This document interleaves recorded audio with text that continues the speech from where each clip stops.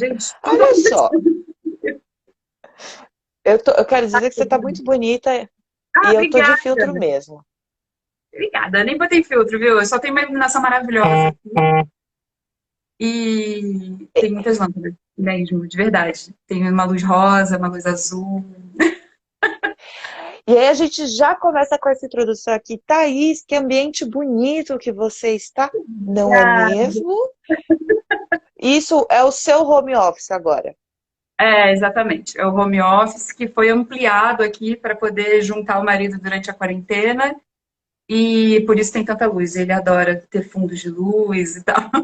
Mas, ó, temos todas as Errado, coisas. Tem a luz difusa, tem a plantinha, tem tudo. Todos os componentes. é, errado ele não tá, né? Não, não, não tá. Não. Mas ele gosta muito. Ele fica jogando a luz pro lado certo e troca cor. Eu acho incrível. Eu ligo ali, eu bicando do jeito que tá e vai. Ah, bom, a gente vai começar aqui, então eu vou explicar agora para vocês que a gente teve algumas falhas técnicas. Isso também, gente, é a questão de muita gente estar fazendo live agora nesse horário, tá? Oi, Rê, oi, gente. Eu tenho um monte de gente conhecida, mas eu vou ficar falando uns ois mesmo, tá?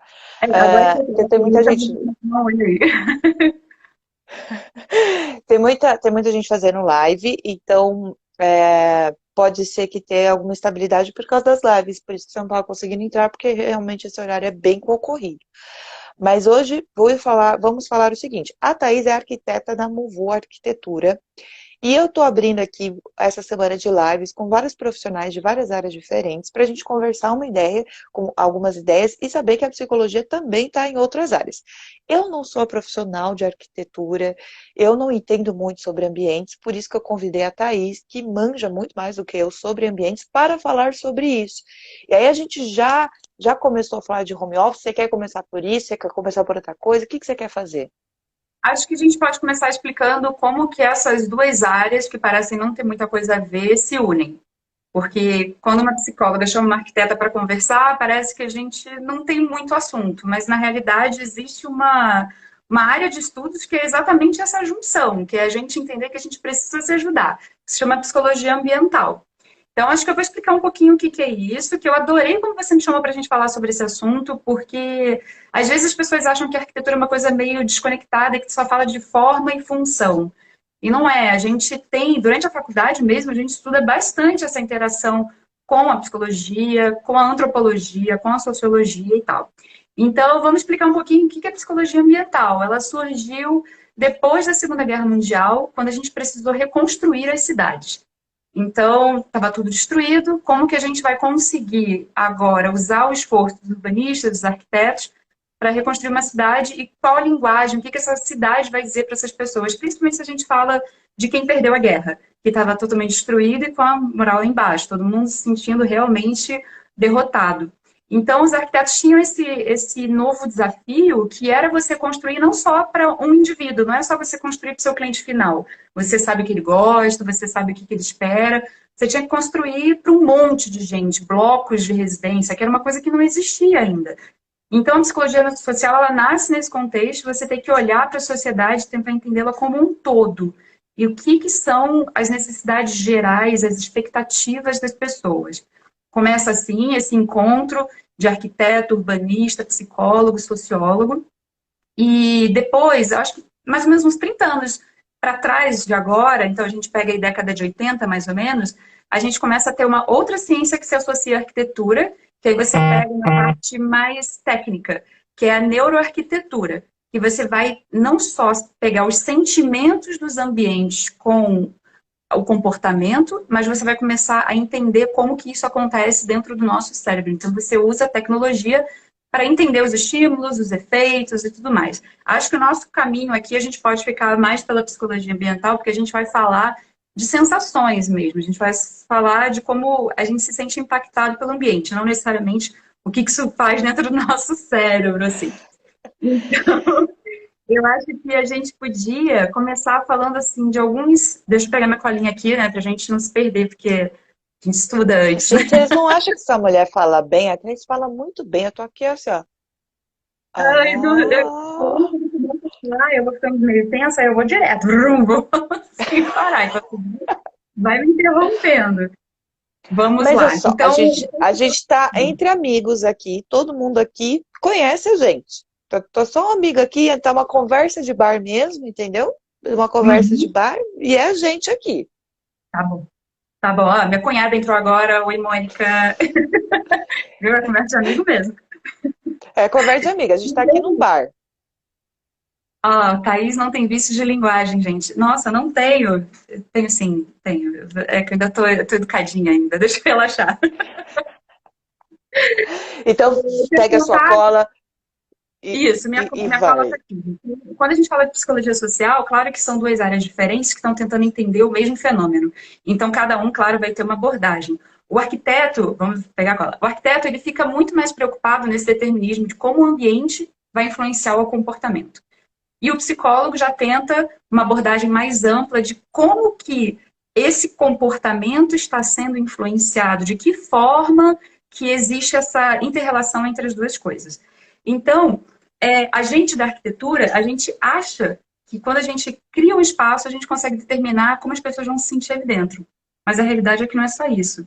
É uma simbiose. Você não determina um uso claro e específico. As pessoas, elas conseguem mexer com esse espaço. A gente fala muito disso quando fala de habitação popular, por exemplo, que você pode criar aqueles blocos e depois todo mundo olha e fala: caramba, mas ali o cara puxou uma outra janela, ele fez um acréscimo, ele fez um telhadinho, porque as pessoas precisam se apropriar dos espaços. E é só assim que os espaços funcionam, quando você consegue sentir que você faz parte daquilo, que você também contribui para aquele espaço.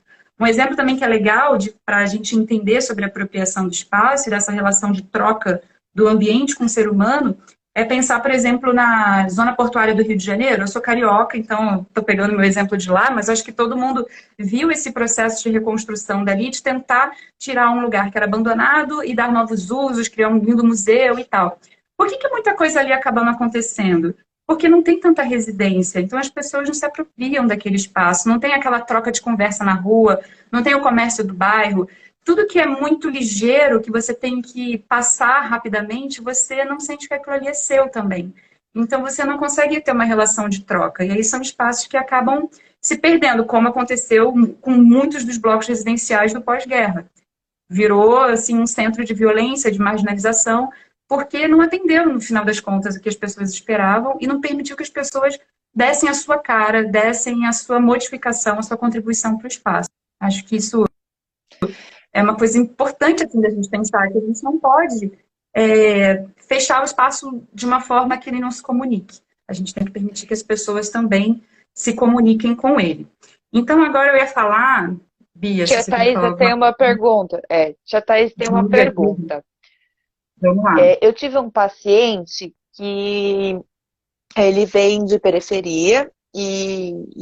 e o que ele me contou?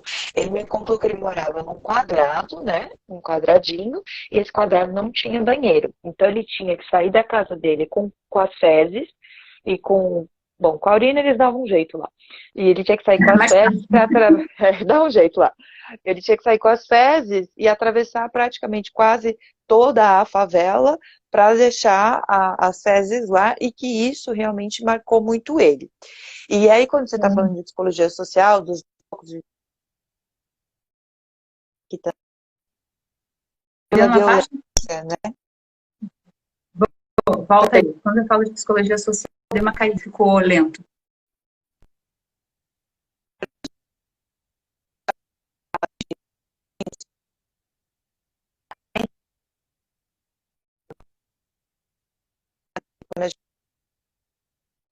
Eu não tô te ouvindo. É um robozinho Então, bem. meu, vocês estão me ouvindo? Será que é a sua ou Agora é eu a tô. minha? Tá. Não, agora voltou, agora eu tô te ouvindo. Quando a gente fala de comunidade, aqui comunidade é no Rio, tá? Aqui a gente fala favela. Pelo menos eu falo favela. Não, Quando a muita gente gente fala tá da fazendo. favela, a gente fala favela. Quando a gente fala de favela, a gente está falando desses espaços, e aí eu tenho uma pergunta para você. Você acha que esses espaços, por ter córrego, por não ter saneamento, por ser muito pequeno, por ser puxadinho, por não sei o quê, que eles são seus próprios arquitetos, que é o que tem para hoje, você acha que pode Aham. influenciar na violência? Acho. Acho que influencia na violência, porque acho que começa pela ideia do pertencimento, começa a ideia de que se eu tenho, se eu tenho que conviver com essa situação que está tão abaixo da dignidade que é esperada, que você, dentro de uma cidade, por mais que você more em uma favela, você sabe o que, que é o esperado, o que, que é que as outras pessoas têm direito, que teoricamente todos nós deveríamos ter direito. Então, a partir do momento que você se vê tão privado da dignidade do teu espaço, que deveria ser concedido a você assim, o básico, né? Se você é privado daquilo, acho que você já começa a ter uma relação com o teu espaço de falta de cuidado, falta de interesse por aquele espaço, e isso, aí eu acho que quando a gente fala da violência, eu acho que a gente traz um pouco mais do social, que a gente vive num mundo que você está o tempo inteiro vendo o que o outro tem e o que você não tem, o que o outro tem, o que você não tem. Claro que a gente não pode justificar tudo por essa ótica, mas, sem dúvida, você viver num espaço que você sequer tem um vaso sanitário ou que você tem água na sua torneira, isso gera uma sensação de uma certa revolta mesmo, sabe? De você começar a querer buscar de alguma outra forma os meios para você ter o que o outro tem. Porque numa sociedade capitalista, a gente se entende através do consumo, né? Através dos bens, através do patrimônio. É assim que a gente se entende. Então, eu acredito de viver numa situação de ser privado completamente. Inclusive, Eu tô só prestando atenção porque eu gosto. Desculpa. inclusive, às vezes a gente quando olha para uma situação, uma realidade muito diferente da nossa, como eu e Bia já conversamos algumas vezes sobre, por exemplo, pessoas que estão em situação de rua e que têm aqueles agrupamentos e que elas vivem naquelas cabaninhas e tal. Às vezes a gente olha e a gente pensa assim, caramba, mas quanto lixo!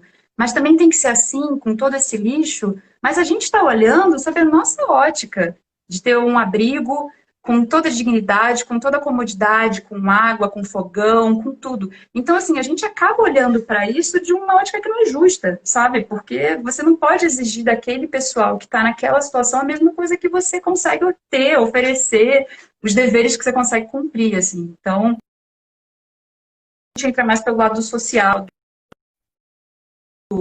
do ambiente instruído, para a gente para uma esfera um pouco mais aberta, né? Um pouco maior. Deu uma pausada. Mas será que foi o meu que pausou? Oi? Eu dei uma pausada aqui, eu não sei se fui eu que pausei, né? Se fui eu que. Para mim, Que porque às coisa. vezes roda, assim, mas tudo bem, tá um movimento bonito. A movimento do meu logo, tipo, sabia? As bolinhas do meu logo é isso aí, você está pensando.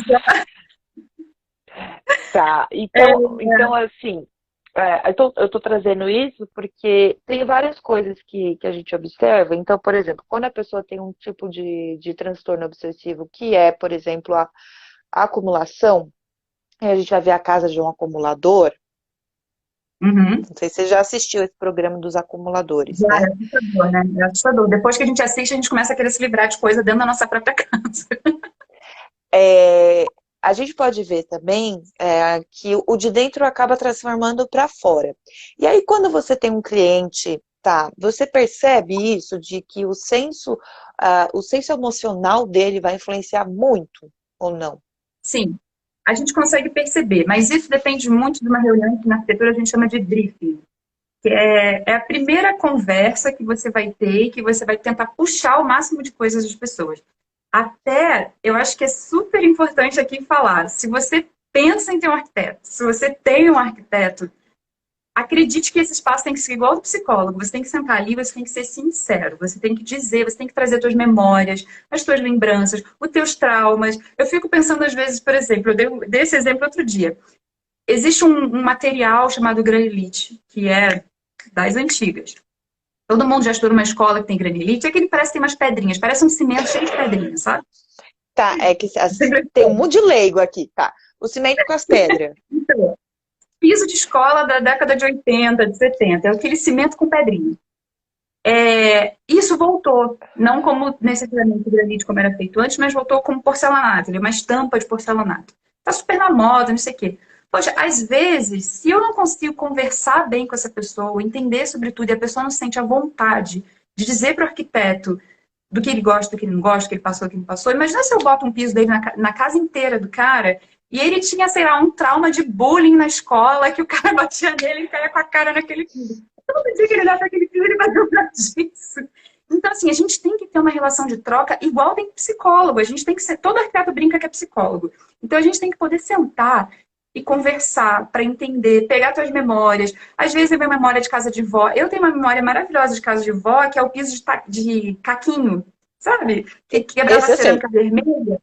Eu tenho uma lembrança tão boa disso. Para mim, isso tem uma relação com casa. Então, às vezes, se eu fosse uma pessoa que precisasse, que fosse procurar um arquiteto, talvez eu dissesse que eu adorava aquela cerâmica vermelha. E de alguma forma, a gente pode resgatar isso, sabe? Ou um resgate de uma viagem, alguma situação que foi boa para você. E você tem que trazer isso para que a gente saiba e que a gente possa te ajudar. Não adianta porque a gente também não adivinha, né? Não tem como se manifestando. Mas rodando, rodando.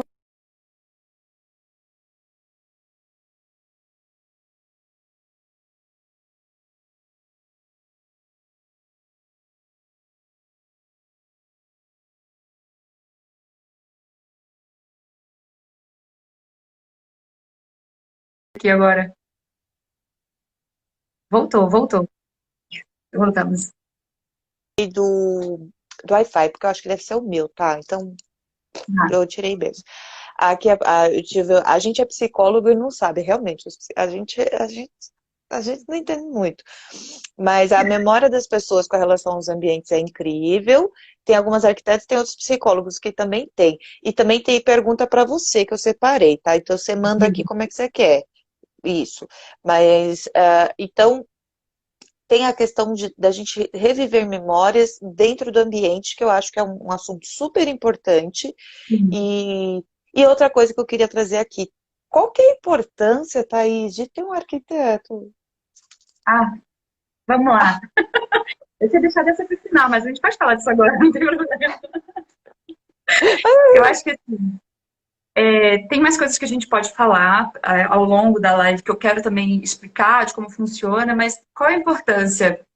Não adianta você fazer um baita investimento, compra seu imóvel, vai lá, abre o seu financiamento, gasta tudo que você tem, aí você vai pegar uma foto de referência no Pinterest e depois você vai para Leroy Merlin e você vai achar que está tudo resolvido. Não tá. Porque aquela foto de. Tem tantas razões pelas quais isso não estaria resolvido, mas vamos dar algumas, vamos tentar dentro do assunto dessa live. Quando você pega uma referência de algo que está pronto, aquilo dali fazia sentido para aquela pessoa. Não necessariamente aquilo ali te representa. Não necessariamente aquilo ali tem a ver com você. Então, às vezes, você pode ter. Pega uma cozinha, por exemplo, maravilhosa, toda branca, com moldurinha, com puxador. Às vezes aquilo ali não funciona para o teu estilo de vida. Às vezes aquilo ali não te representa mesmo. Então eu brinco muito que a casa tem que te representar, assim como o escritório tem que representar o ideal da empresa, porque senão você vive num cenário. E a gente não vive em cenário. A nossa casa é real. Ela muda o tempo todo, ela está mudando com a gente, ela tem que fazer a gente sentir que aquele lugar é o nosso lugar de fato, se sentir seguro, se sentir relaxado, se sentir aconchegado. Então, para isso, tem você entender a língua, o que está dentro da pessoa, que às vezes a pessoa não sabe te passar, mas o arquiteto consegue ir puxando. A gente tem muita pergunta que a pessoa fica assim, por que me perguntou isso? Eu pergunto, o que você gosta de ouvir? O que tem dentro do seu guarda-roupa? Como você se veste? Como te conhecem? Como é que você é conhecido pelo seu grupo de amigos? Ah, eu sou o nervosinho, eu sou o brincalhão. Tem tanta coisa que começa a destravar a pessoa contar a verdade sobre ela, né? Que a gente tem que ir puxando. E fora, claro, questões técnicas, questões de entendimento de material, tudo isso. Tem muita coisa que o arquiteto, normalmente, ele a gente consegue equilibrar a obra, né? A gente consegue pegar o cliente que fala, eu tenho X para gastar, mas ele quer gastar quase metade disso num sofá. E aí você tem que puxar ele para a realidade, mostrar custo, mostrar o que vale mais a pena, qual é a qualidade de um, o que o outro perde e tal. Então, arquiteto não é um custo, é um investimento. Faz muita diferença você ter uma obra completa.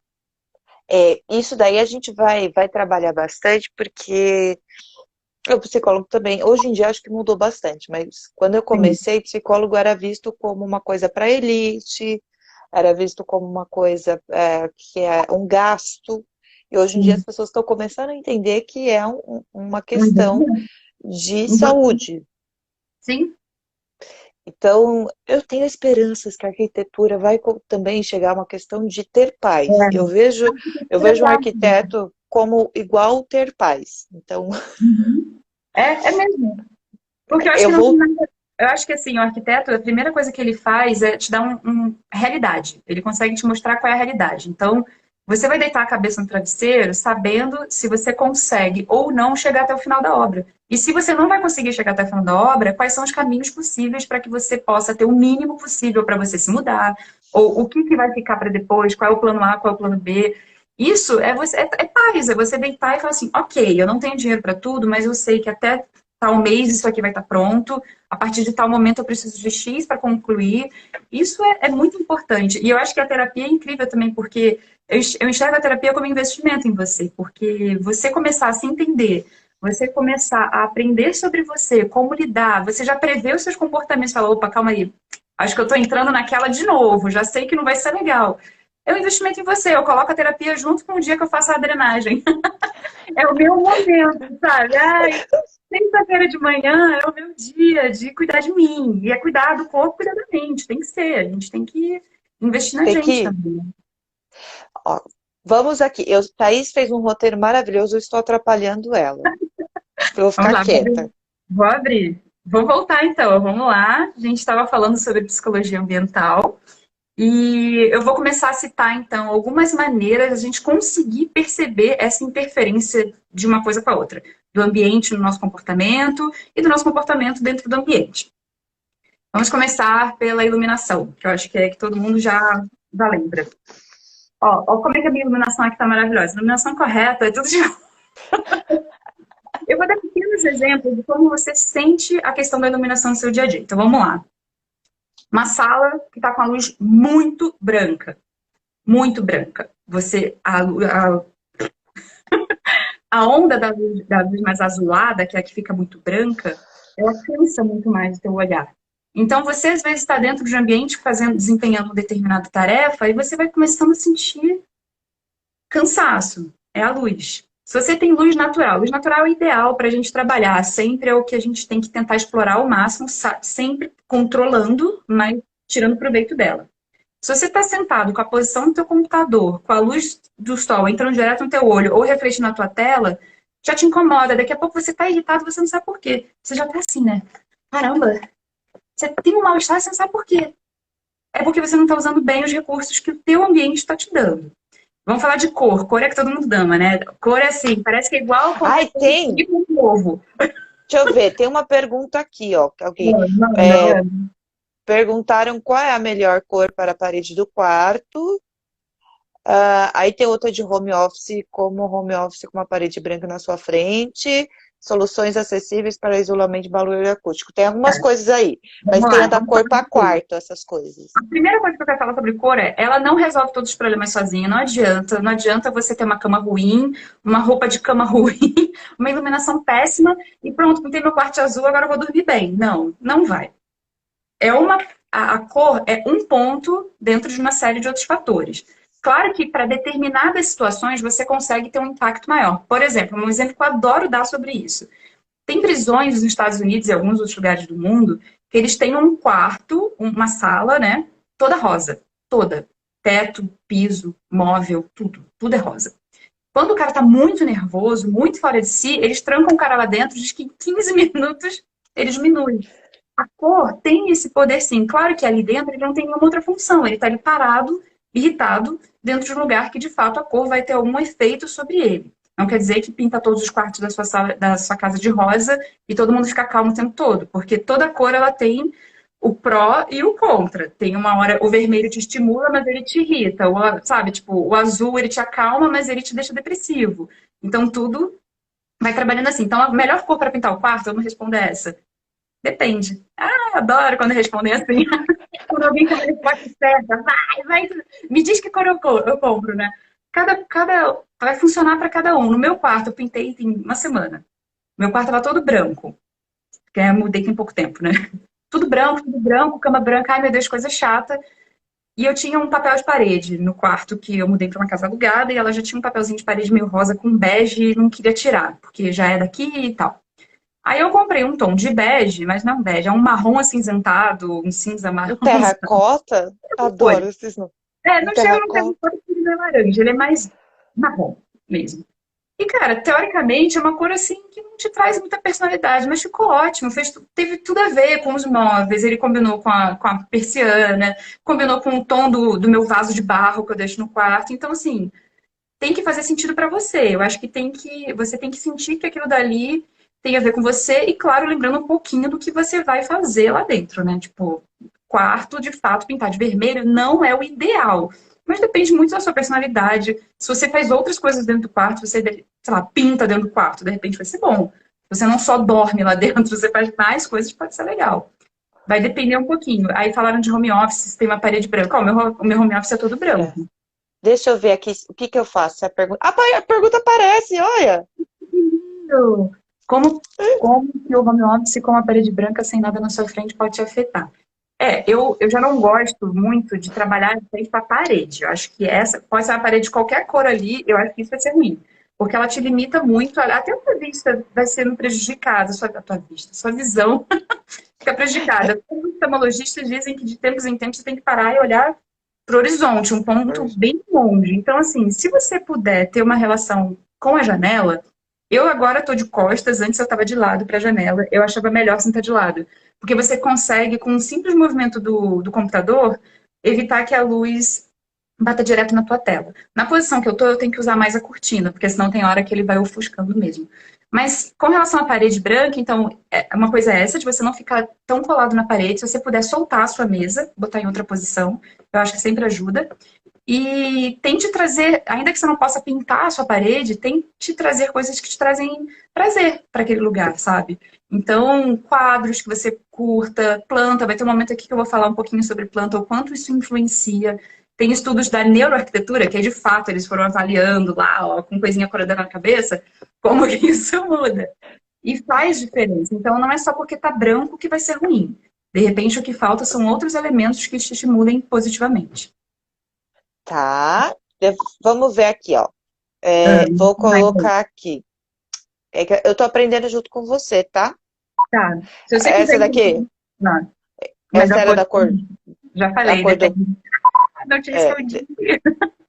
tá parecendo eu quando me pergunto o que que eu faço com trauma. Tem Essa dois daí, ó. acessíveis para isolamento acústico para o barulho de fora da rua. Tem janela acústica, né, que costuma ajudar bastante, em custo alto. Mas se é uma coisa que te incomoda demais, eu acho que vale a pena. Se for uma janela de PVC ou dessas de alumínio novas, que elas têm aquela, tipo uma escovinha, ela tem um isolamento, já melhora, tá? A minha aqui é assim, quando eu fecho, já dá uma isolada legal. Boa.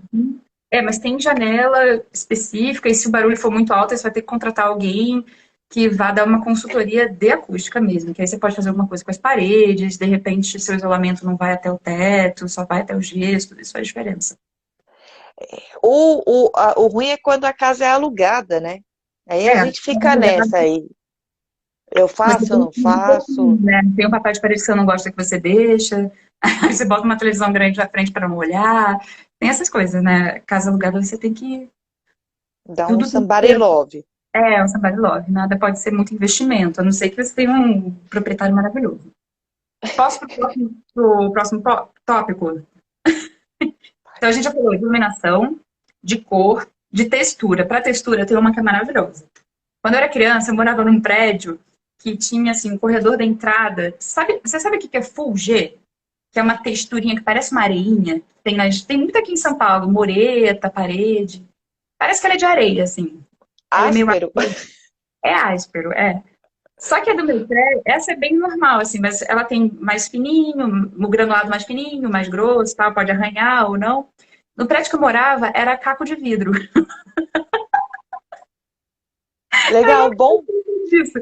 Tinha Criança vidro. dos anos 80, né? Criança dos anos Não 80. sei como é que a gente sobreviveu, né, cara? A gente é muito guerreiro. Então, o que eu quero dizer, assim, como que as texturas podem te fazer sentir bem, mal, constrangido de ter certos movimentos. Você vai num lugar que é todo de vidro, você provavelmente vai ficar com nervoso. Se você tem um piso de... Já andou em escada de vidro? Que desespero que é aquilo? É horrível. Você, É. você se sente inseguro, você tem medo. Se você tem uma textura de caco de vidro, obviamente, você nunca vai parar bater um papo nesse corredor. Você nunca vai encostar assim e falar, então, e aí, como é que tá a vida? Nunca. Então, a arquitetura, ela vai te mostrando o que ela quer. Passa rápido daqui, sabe? Esse corredor é isso. Passa rápido. Se você quer conversar, conversa em outro lugar. Tem muitas maneiras de a gente entender como a gente é impulsionado a fazer uma coisa ou outra dentro de uma edificação. O próximo ponto que eu queria falar, peraí, que fechou aqui meu iPad, claro, né? Vamos lá. Eu queria falar de escala. Escala Vamos ou lá, escada? escala. Escala, desculpa. Foi mal. Escala. Carioca. Escala. A escala é tudo que você pensa, por exemplo, o melhor jeito de exemplificar isso, uma catedral. Ela é gigantesca. Você é pequenininho ali dentro. Se você vai no Palácio da Alvorada, não, vamos dar um exemplo melhor. Você vai em qualquer obra de Brasília, é tudo monumental. Por que que é monumental? Que é para mostrar o poder que ou ali o governo tem, ou o poder que a fé tem, e como você é pequeno, como você é submisso, como você é só um pedacinho daquilo dali. A escala tem uma linguagem muito fácil de você perceber e de colocar você no seu lugar. A arquitetura Ai, faz isso. aí, aquela louca. O Antigo Egito fala sobre isso, não? Sim, aquelas obras gigantescas são para mostrar o poder e Do você é faraó. uma pedrinha dentro daquilo dali, sabe? Você é o grãozinho de areia. Então você fica bem quietinho, porque você aqui você não manda. É mais ou menos essa ideia. E aí, pegando, já que a gente está falando de grandes obras, eu vou falar também de simetria. Simetria é tudo que é igual, né? Então você tem. Bom, nós não somos simétricos, a gente acha, mas se você olhar para meus olhos, eles são bem diferentes. Todos, a gente sempre é meio diferente. Mas na teoria, a gente busca simetria, coisas iguais. Então, por exemplo, se você vai falar de por exemplo, do prédio do Ministério da Justiça, provavelmente ele vai ser um bloco simétrico. Ele tem que mostrar para você equilíbrio, porque isso transmite algo. Transmite para você que dentro daquele espaço a justiça se equilibra. Então, para muitos prédios, você sempre vai ter essa linguagem para passar austeridade e para passar equilíbrio. Isso tranquiliza as pessoas. Passa, de fato, você se sente tranquilo dentro de ambientes equilibrados. Agora, se você pega, por exemplo, o Museu do Holocausto em Jerusalém, procurem, porque essa obra é maravilhosa. Ela não tem nada de simetria, ela não tem nada de reto, ele é todo cheio de cortes, cortes mesmo. Ela vem, tem rasgos no teto, ele vem encosta no chão. É uma arquitetura que o tempo todo te tira da zona de conforto e te sacode assim, ó. Ela te dá um tapa na cara, porque ela está te transmitindo algo. Você não pode entrar no Museu do Holocausto e sair igual você entrou. Você tem que sair dali mexido. E a arquitetura faz isso, sabe? Então, esses eram alguns exemplos que eu queria passar para que a gente consiga enxergar que não é sem propósito, que não é por acaso. A gente pensa muito sobre o que a gente quer falar, e se a gente não pensa, a gente pode causar a impressão errada, a gente pode dar o efeito errado. E claro, quando a gente vai usar esse espaço, a gente pode agir dessa forma ou a gente pode interagir com ele, mudando a maneira como a gente se relaciona. Tem um museu, que eu agora esqueci o nome, acho que é a Ópera. Ai, droga, é um museu. Não é museu, não, é uma. Opera House? Não, é no Porto, que é um bloco gigante, tipo um cubo, assim, que fica meio caído no chão. Ele é super bonito. E em volta dele, teoricamente, ele tá ali, pá, na paisagem, só ele. Só que as pessoas começaram a dar o uso delas. Então, assim, os jovens começaram a usar muito em volta. Para skate, para conversar, usando os relevos que tinham em torno dele. Então, agora ele não é mais um bloco, sabe? Ele tá fazendo parte de um outro significado, além daquele para qual ele nasceu, sabe? Isso é muito legal. Isso é muito legal quando você consegue ter troca. Quando o humano troca com a obra, aí pronto, aí deu certo. Aí as coisas aconteceram, porque você está ressignificando o tempo todo. Isso é que é legal. Aí eu tenho uma pergunta. Por incrível que pareça, já é 9h45. Passa rápido, né? É, né? Eu tenho uma pergunta. Quando eu observo muito, quando os pacientes estão ansiosos ou quando os pacientes estão depressivos, tudo no ambiente incomoda. Ou seja, Eles acham que está bagunçado, eles acham que está tudo. Essa bagunça de coisas espalhadas, na verdade, só está refletindo ele. E como você acha que essa pessoa que está se incomodando com o ambiente, esse ambiente está, na verdade, refletindo ela, né? O que Sim, você acha dessa parte de... Normalmente, depressivo fica muito no escuro. Gosta sim. muito do O escuro, corpo é muito gosta. estimulante, né? Então, se a pessoa. Bom, eu não entendo muito de depressão, mas eu acho que se a pessoa está num estado de não querer, não conseguir, né, ter essa atividade normal dela, ela está muito introspectiva, ela está fechada, eu acho que a luz vai contra tudo que ela quer fazer naquele momento, que é ficar quieta, que é se fechar, né?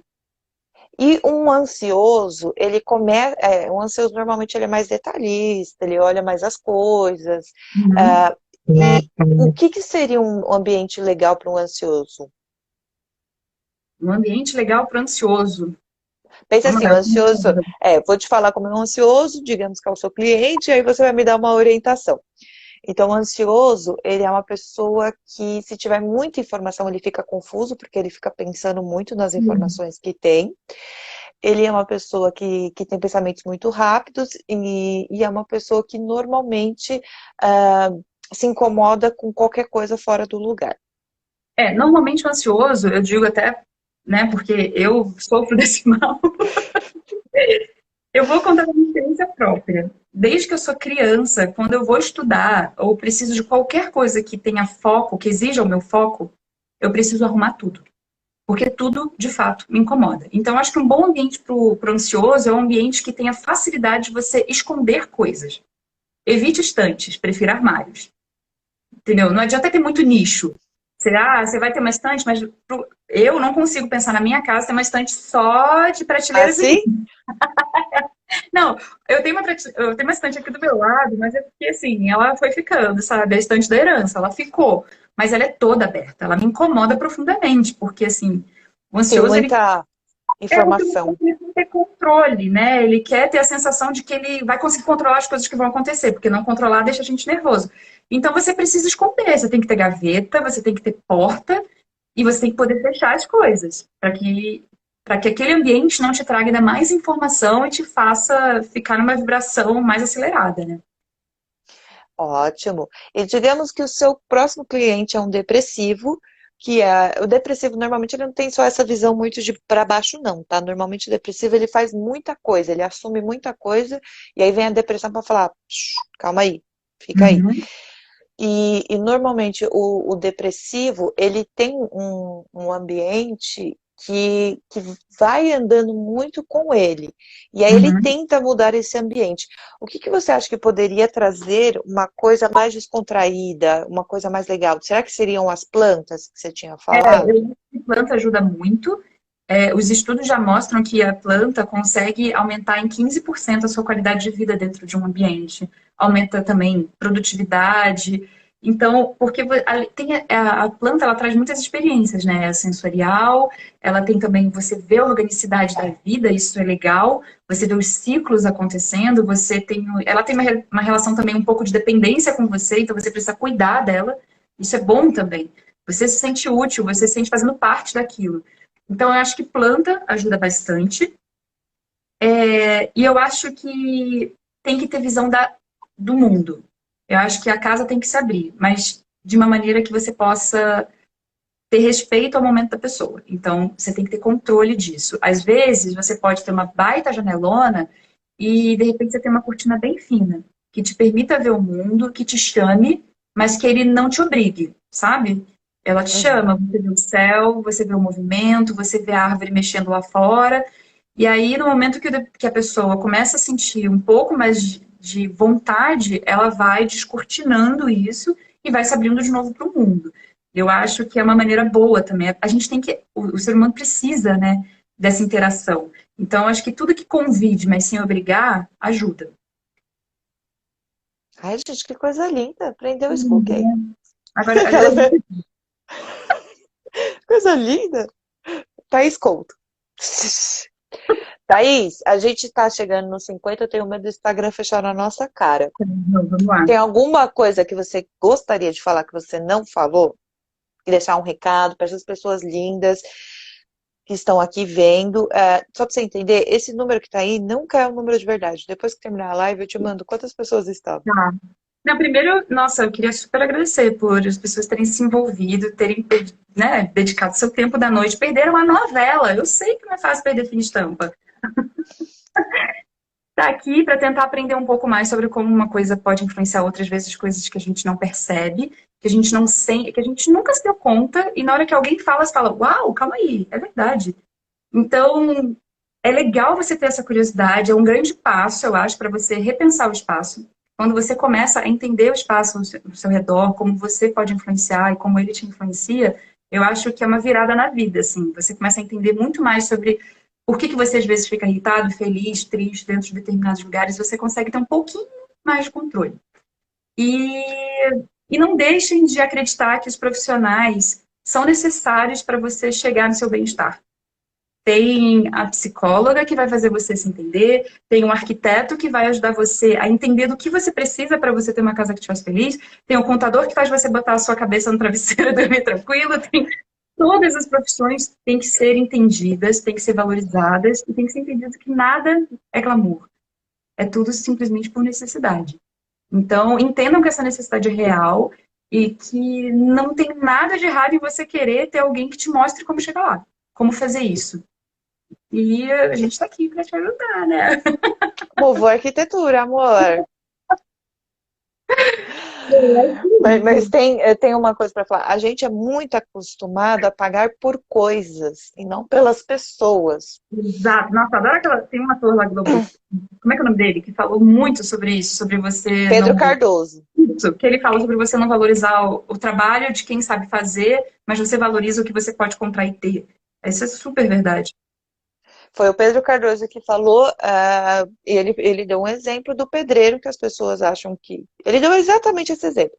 Sim, Você compra um apartamento de 1 milhão, você paga 1 milhão no apartamento, mas você não quer pagar 5 mil reais para o pedreiro que vai pintar o seu pintar tudo. apartamento.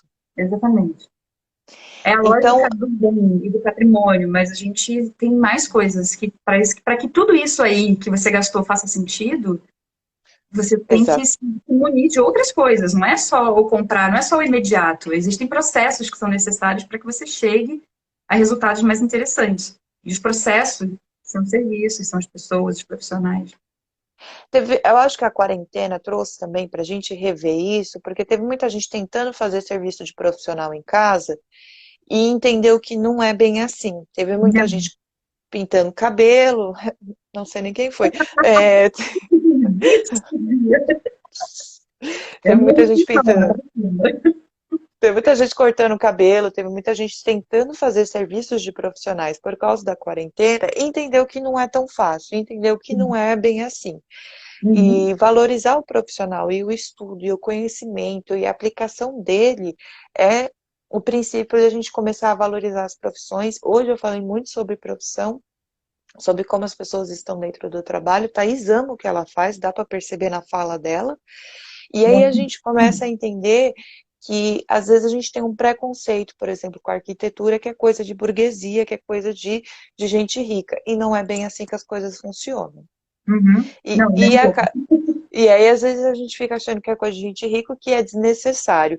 Então, eu trouxe hoje você para conversar, para trazer mais acessibilidade à informação sobre a arquitetura, para que as pessoas entendam que muitos estereótipos de muitas profissões foram criados no passado e que a gente precisa mudar isso. E dentro desses estereótipos está a arquitetura. Existem outras profissões que ainda as pessoas têm muito... Isso não é para mim, isso eu não posso. Então, a Uhum. Muvu tem um projeto super legal, que é a palpeteria, é assim que fala? Isso, palpiteria. Que a Thaís traz uma arquitetura mais acessível para as pessoas. Vou deixar o convite para vocês irem conversar com ela, para vocês entenderem que a nossa casa é a extensão do nosso ser e que é super importante ter um profissional cuidando disso de uma forma correta, não a gente fazendo vários puxadinhos que nem a gente tenta fazer com a cabeça. Isso aí, certíssima. Muito Ficou obrigada, Bia. bonita, assim. Não vou estragar, não, viu? Vou, vou deixar assim para não ficar. Gente, muito obrigada. Essa live vai ficar salva. Eu vou fazer. uns nuggets. É nuggets mesmo o nome do vídeo. Adorei. É vídeo nuggets. Vou fazer uns nuggets dos melhores momentos desse vídeo, depois vou colocar no feed, mas conversem com a Thaís, ela tem esse projeto dela de uma arquitetura mais acessível, muito legal, vocês vão adorar. Certo? Thaís, Então, tá bom. obrigada. Eu sei que você tem filho também disponibilizou 1 hora do seu tempo, do seu serviço para vir aqui para conversar com a gente. Muito obrigada, você foi maravilhosa, esclarecedora e todo mundo adorou, tenho certeza. Obrigada, foi um super prazer. Obrigada.